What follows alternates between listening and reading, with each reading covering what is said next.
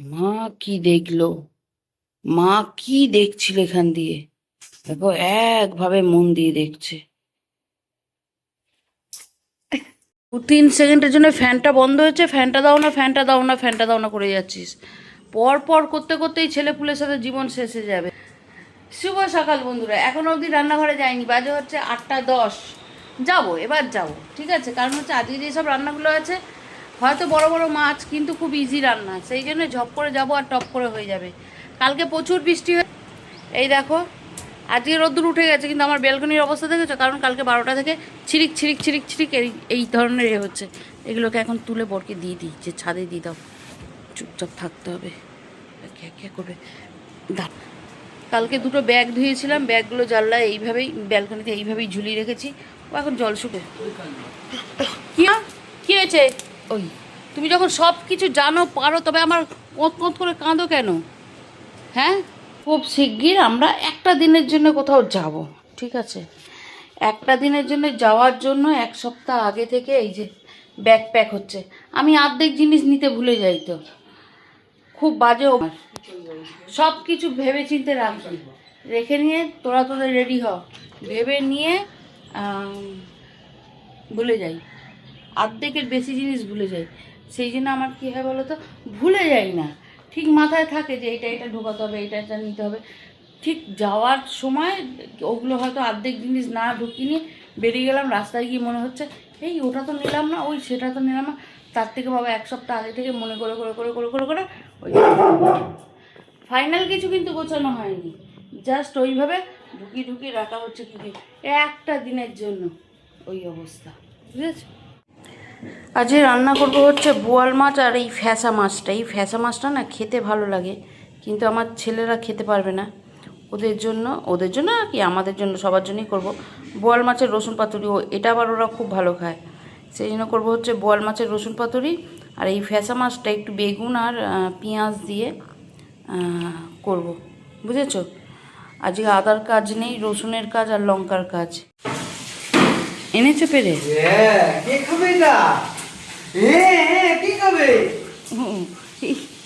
আরে তুই মাংস দেখে লাফালাফি করবি, তুই ফল দেখে লাফালাফি করিস কেন বলতো? হ্যাঁ,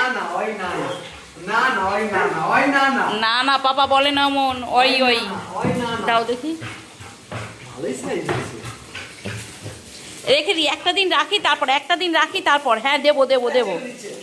রান্নায় আমার এখানে ফ্যাসা মাছ ভাজা হচ্ছে, আর এখানে হচ্ছে হচ্ছে বোয়াল মাছটাকে রসুন পাতুরি। বোয়াল মাছের রসুন পাতুরির রেসিপিটা অনেকে চেয়েছিলে, ওটা আমি শর্ট ভিডিওটা দিয়ে দেবো।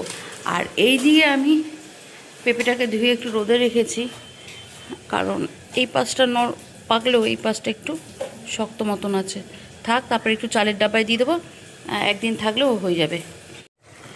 এই ফ্যাসা মাছটা করতে গিয়ে না আমি শুধু হাঁচি দিতে দিতে আমার নাক মুখ একদম ফুলে গেল। তা যাই হোক, শুধু বেগুন আর টমেটো দিয়ে করেছি, বেগুন পেঁয়াজ আর টমেটো দিয়ে, আলুও দিইনি এর মধ্যে, ঠিক আছে? একটুখানি তরকারি তো, ছেলেপুলে ছোটো ছেলেটা খায় এই মাছগুলো একটু আধটু, কিন্তু বড়ো ছেলেটা পাতেই নিতে চায় না। তবুও চেষ্টা করছি জোর জবরদস্তি খাওয়াবার। এইসব ছেলেপুলেগুলোই জানো তো, বিয়ে শাদী হয়ে যাওয়ার পর শ্বশুরবাড়িতে গিয়ে শাশুড়ির হাতে আবার এইসব মাছগুলো খাবে, তখন আবার বলবে আমার মা তো সেইভাবে করতো না, আমি বিয়ের আগে খাইনি, ওই জন্য মা আনতো না, করতো না, খেতে জানি না, এই কথাটা বলবে, বুঝেছো? তা যাই হোক, জোর জবরদস্তি করি, আর আমার কপাল ভালো, আমি অনলাইন দিয়ে রাখি। কী অবস্থা, কি মা আমি! তা যাই হোক, এই যে ফ্যাসা মাছ আবার হয়ে গেল, টমেটো বেগুন দিয়ে, কোনো মশলা পড়ে না তো, শুধু লঙ্কা পড়ে আর কালো জিরে ফোড়ন, সেই জন্য খুব তাড়াতাড়ি হয়ে যায়। এটা একটু ফুটলে এবার খেতে ডাকবো, বুঝেছ? সকালবেলা খুব গরম দিয়েছে, দেরি হয়ে যাবে, আগে দেখবো আর দেখাবো। এই যে একটা ছোট্ট আঁটি ধনেপাতা এনেছিল, আগের দিনের তরকারিতে ধনেপাতা পড়েছে, আজকেও তরকারিতে ধনেপাতা পড়েছে। আমাকে বলেছে নম নম করে ছড়িয়ে দিলেই নাকি এর টেস্ট দুর্দান্ত হয়ে যাবে, সব খেলেই ধনেপাতার। তা যাই হোক, নম নম করে ছাড়িয়ে দিলাম। আর তোমাদেরকে দেখাই আর একটা জিনিস, এই যে এইটুকু কেটে রেখেছি আর একদিনের তরকারি, বুঝেছো? নম নম করে ছড়িয়ে দেওয়ার জন্য। এবার অরে তুই এমন জায়গায় এসে বসিস আর তোর বাপ তার সাথে তারা আমার যেন আর সমস্যা করে নিয়েছো জিরি জিরি জিরি জিরি জিরি জিরি করে আলু দিতে হয়। আগের দিন বললে এইটুকু মাছে আলু দেবে না, বেগুন পেঁয়াজ দিয়ে করবে। বেগুন পেঁয়াজ দিয়ে যেই করে দিলাম তোমার ঝিরি ঝিরি আলুর কথা মনে পড়লো। বলো মানে কি বলো তো, কোনোভাবে হয় এদিক নয় ওইদিক, কোনোভাবে একটা খুদ বের করবে। আজকে তুমি চিন্তা করো, আজকে রান্নার মধ্যে কোনো আলু নেই, এটা ভাবা যায়? তা যাই হোক, এই যে আমার এটা আলু ভাতে দিয়েছো, বোয়াল মাছের রসুন পাতুরি হয়েছে, আর এই যে ফ্যাসা মাছ। আজকে সব কিছু শুকনো শুকনো শুকনো শুকনো করেই খাবে। এক গাল ভাত খাওয়া, গরম গরম ধোয়া ওটা ভাতে, আবার কি ডাল বানাবো, না প্রেসার কুকারে সিটি দিয়ে দেবো। আলু সিদ্ধ। আর আলু সেদ্ধ কে দিতে যাবে এখন? কেমন খাচ্ছে একটু তো বলো। আর ও আজকে ছাইয়ের নিচে কি করছে, টেবিলের নিচে? আজকে তো ডিম নেই। না ডিম নেই, না সকালে করেছে, ওর খিদে সকাল থেকে ওকে কোনো সময় দিই নাই। আই চ চ বিকুট দেবো, চ। দুজনে একটুখানি গল্প গুজব হয়, সেটা আজকে হয়নি। ওর বড্ড হামাম পেয়েছে, ঠিক আছে? আসলে কালকে ওর জন্য একটা নতুন চিকেন বিকুট আনা হয়েছে, ও সেটা দেখেছে। ওর এখন একটু বিকুট খাবে, চিকেন বিকুট খাবে, তাই তো মা? ওরে বাবা রে, নাল ঝোল সব পড়ে গেল, নাল ঝোল সব পড়ে গেল। নাও, আর চিকেন বিকুট খেতেই হবে এক্ষুনি, চিকেন বিকুট না খেলে হচ্ছে না। নিচ থেকে কুট কুট কুট কুট করে খেতে খেতে আমাকে নিয়ে দেবে। নাও খেয়ে নাও।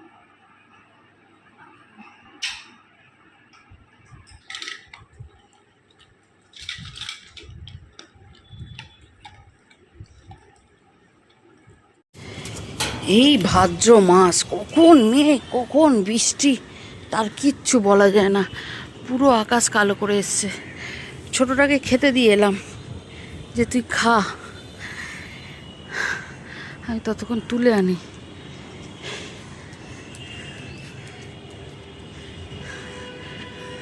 বাবারে, আয় আয় আয়, এক্ষুনি নেবে যাবে। আই চলে চলে চলে। কাকগুলো চিল্লাচ্ছে, খেতে দেওয়া হয়নি। দেখেছো, জামাগুলো তুলে নিয়ে গেলাম, প্যান্টটা তোলার আর সুযোগ দিচ্ছে না।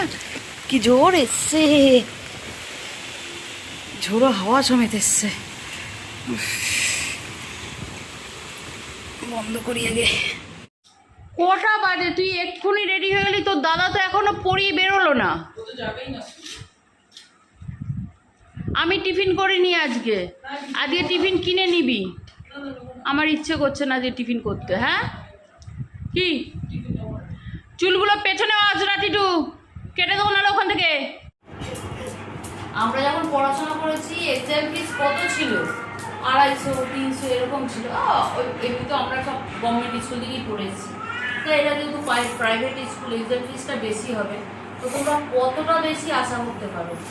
ঠিক আছে, ধরো 100 গুণেরও বেশি এক্সাম ফিস, সেন্টার ফিস প্লাস এক্সাম ফিস করে। এখনো টেস্ট হয়নি, দুজনেই ভোট দেবে এবছর, টেস্ট হয়নি, কিন্তু টেস্ট দেওয়ার আগে এক্সাম ফিস দিয়ে দিতে হচ্ছে, বুঝতে পারছো?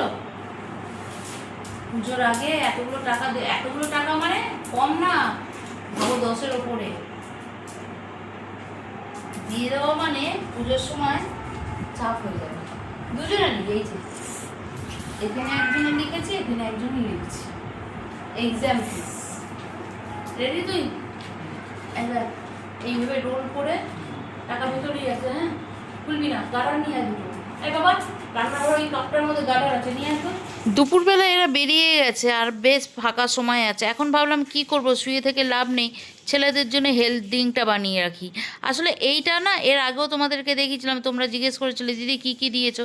দেখো আজকে একটু ডিটেলসে বলছি, এর আগের ভিডিওতে কিন্তু ডিটেলসে দেখিয়েছিলাম। এখানে আছে ছোলা, বাদাম, মাখানা, ওটস আছে, কিন্তু সেটা কোনোভাবে মিস হয়ে গেছে। আর আছে আমন্ড বাদাম, সাদা তিল, আর কি আছে গোলমরিচ, এলাচ, গুঁড়ো দুধ। আর আমি এখানে চিনি মেশাবো না, কারণ এর আগের বারটা মিশ্রি মিশিয়েছিলাম, এবার এটা ছেলেরা বলেছে কিছু মেশাবে না, মানে চিনি টিনি মেশাবে না, মিষ্টির দরকার নেই, কারণ গুঁড়ো দুধটা একটু মিষ্টি মিষ্টি হয়তো অসুবিধা হবে না। আর এখন করবো হচ্ছে সব কিছুকে আমি শুকনো তাওয়ায় নেড়ে নেবো। এগুলো কিন্তু এমনি এমনি গুঁড়ানো যাবে না, মিক্সিতে তোমরা দিয়ে গুঁড়োনোর চেষ্টা করবে, একদমই গুঁড়োনো যাবে না, আর মিক্সির মধ্যে আটকে যাবে। সেজন্য যদি একটু শুকনো তাওয়ায় নেড়ে নেওয়া যায় না, খুব সুন্দরভাবে এগুলো ক্রিস্পি হয়ে যাবে। আর গুঁড়োনোও যাবে।